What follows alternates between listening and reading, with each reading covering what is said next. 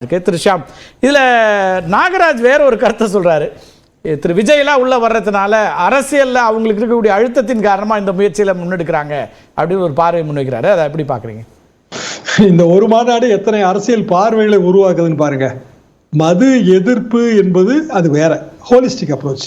யாருமே மது ஆதரிக்க மாட்டாங்க. மது விலக்கு கொண்டு வரணும்னு நீங்க கேட்டீங்கன்னா அது அரசியல் கோரிக்கை. அப்போ அரசியல் கோரிக்கையை எழுப்பக்கூடிய ஒரு மாநாடு என்பது நிச்சயமாக அரசியல் சார்ந்தது தானே. அதுல என்ன மாற்று கருத்து இருக்க முடியும்?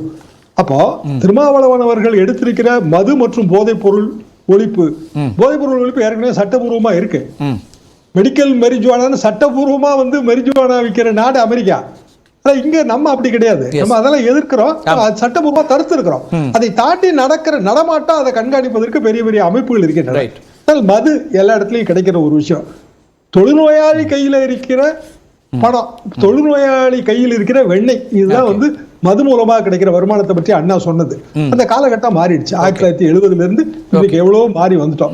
இப்போ மது விலக்கு சாத்தியமா சாத்தியம் இல்லையா என்ற ஒரு கேள்வி நீங்க கேட்டீங்கன்னா நிச்சயமா சாத்தியம் இல்லை. சிம்பிள் ரீசன் எல்லா ஸ்டேட்லயும் அவைலபிளா இருக்குங்கிறது தான். ஆல் இந்தியா பாலிசி வரப்போறது இல்லை. அப்போ இந்த கோரிக்கை எழும்பும் போது கூட்டணி அரசாக இல்லாவிட்டாலும் தனிப்பெரும் கட்சியாக ஆட்சி நடத்தி கொண்டிருக்கிற திமுகவுக்கு நெருடல் வருமே, அதுதான் என்னோட கேள்வி. ஒரு நெருடல் இல்லாம அதை கடந்து போக முடியாதுங்கிறீங்க, அல்லது ஏதோ ஒரு கசப்பு உணர்வு இருக்கு, அதை வெளிப்படுத்துறதுக்கான ஒரு விஷயம் அப்படின்னு அதை பார்க்கணுமா? அப்படி ஒரு முக்கியமான விஷயத்தை முன்னெடுக்கிறாங்க, நம்ம அப்படி அரசியலா பார்க்கணுமான்றது எனக்கு தெரியல. உங்கள்கிட்ட நீங்களே கேட்ட மாதிரி காங்கிரஸ் கட்சியின் தலைவர்கள் இதுல கலந்துக்குவாங்களா?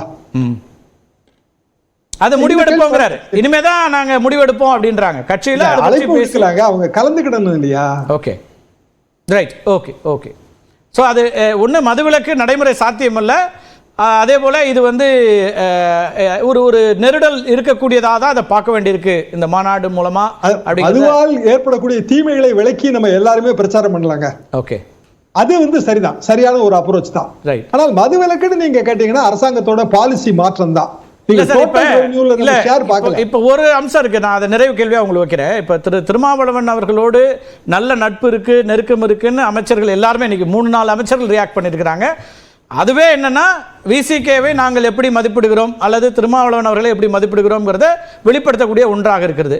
தொடர்ச்சியாக அவங்களுக்குள்ள ஒரு இணக்கமான உறவும் எண்ணிக்கைகள் இப்போ அல்லது தனித்து சின்னம் எல்லாமே கொடுத்து இன்னைக்கு அங்கீகாரம் வரைக்கும் வந்திருக்கும் போது அவருக்கு என்ன அரசியல் ரீதியாக வேறு மாற்று கருத்து வர்றதுக்கு என்ன தேவை இருக்கு, அல்லது அதை ஏன் அப்படி நம்ம அணுக வேண்டியிருக்கு? சார், எல்லா கட்சிகளுக்கும் ஒரு ஓட்டு வங்கி இருக்கு, திருமாவளவர்களுக்கும் ஒரு ஓட்டு வங்கி இருக்கு. அந்த ஓட்டு வங்கியில ஏதாவது ஒரு வகையான விரிசல் ஏற்படுகிறதோங்கிற சந்தேகம் இருக்கும். அதைத்தான் மறைமுகமாக நாகராஜ் சொல்லக்கூடியதா நீங்களும் வேறு விதமா சொல்றீங்களா? ஆமா, அப்ப நம்ம கன்சல்டேட் பண்ணணும் இல்லையா?